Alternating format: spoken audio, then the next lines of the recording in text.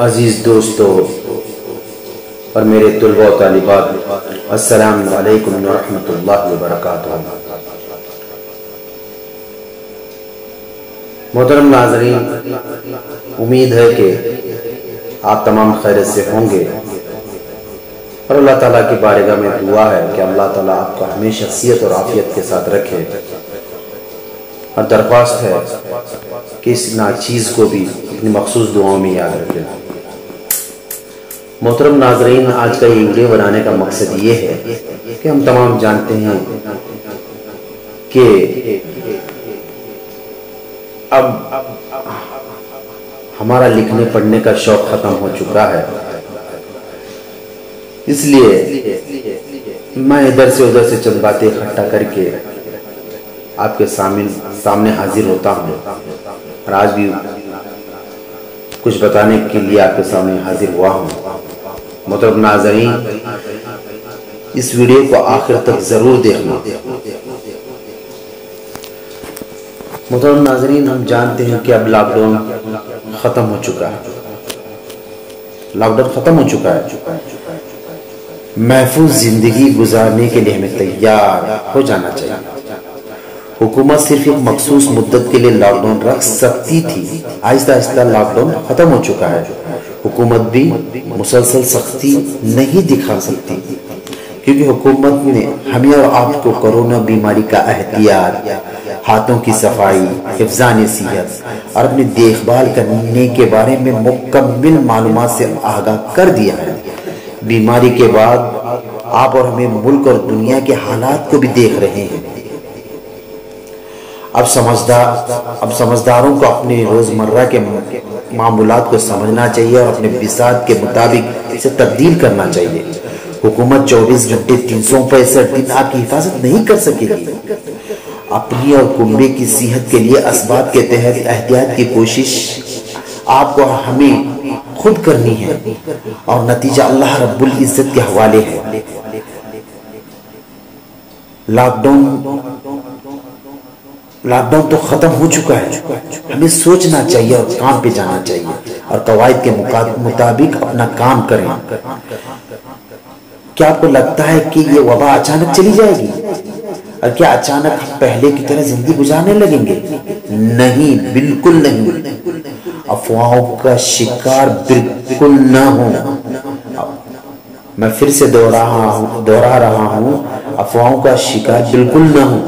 اس وقت ہر قسم کی خبریں گردش کر رہی ہیں، اور کوئی سرے سے اس بیماری ہی کا منکر ہے اور لوگوں کو گمراہ کر رہا ہے، جس سے لوگ بالکل بد احتیاطی میں مبتلا ہیں، اور کوئی اس بیماری کو دنیا کی سب سے بڑی بیماری قرار دے کر لوگوں کو حد سے زیادہ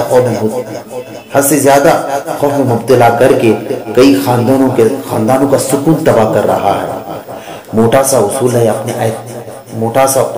اپنے اعتماد کو مضبوط بنائیں، اپنے اعتماد کو مضبوط بنائیں، احتیاط اور پرہیز پر عمل کریں، نتیجہ انشاءاللہ اچھا ہی نکلے گا۔ بازاروں گلیوں میں جانوروں کی طرح آوارہ گردی کسی بھی مہذب قوم اور زمانے میں اچھا نہیں سمجھا جاتا رہا۔ یہ حرکتیں ہماری اس صدی کی پیداوار ہیں، اس پر توجہ دیں اور بلا کسی شدید ضرورت بازار سے پرہیز کریں۔ یہ وائرس اب ہمارے ملک اور دنیا میں جڑ پکڑ چکا ہے۔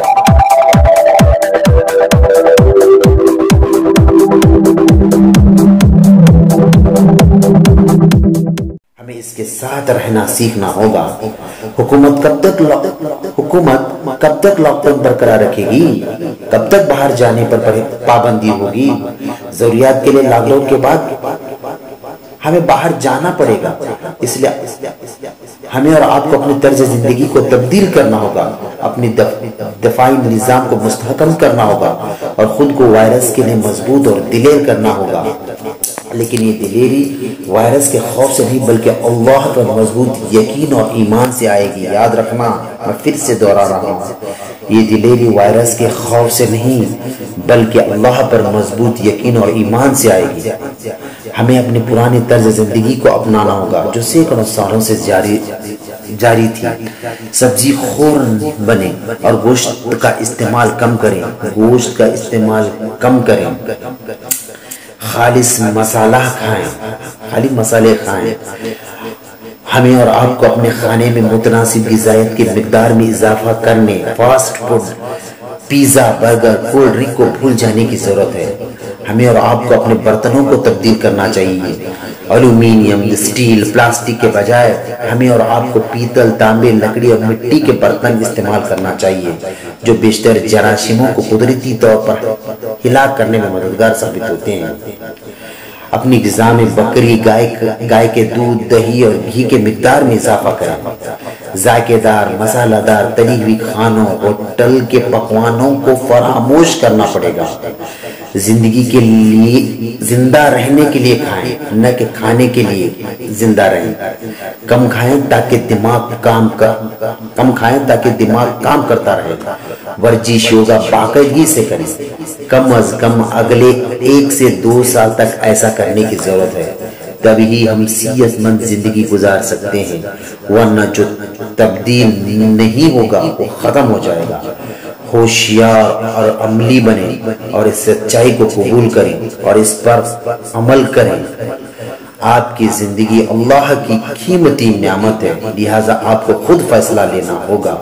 اللہ تعالیٰ کی عبادت میں زیادہ سے زیادہ مصروف رہیں، دعائیں کریں، اللہ سے دعائیں مصیبت اور پریشانی حتیٰ کہ تقدیر تک بدل دیتی ہیں۔ رمضان کی طرح عبادتوں میں مصروف رہنے کی عزم کریں۔ اللہ تعالیٰ سب کو اپنے حفظ و امان میں رکھے، آمین۔ اللہ حافظ۔